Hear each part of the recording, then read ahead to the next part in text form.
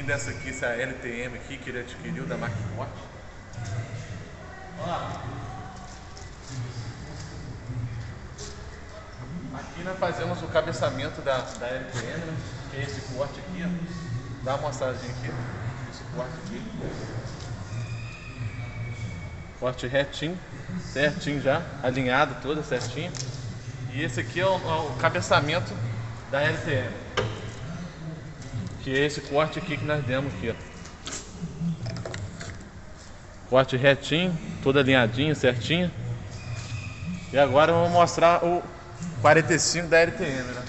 Que tem essa catraca aqui, né, pá? Que é pra ajudar a pessoa a fazer o 45. Aí você vai aqui, pega a chave aqui, ó. E solta um pouquinho esse parafuso aqui.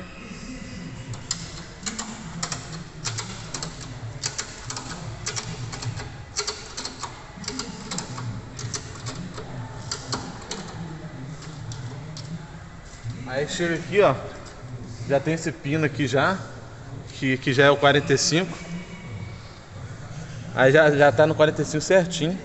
Aí vem aqui só, botar do ladinho aqui na pontinha e fazer o 45 dela aqui. Aí depois você quer tirar e botar de novo no corte reto, você vem aqui, solta a cinta, que ele volta sozinho. É isso aí.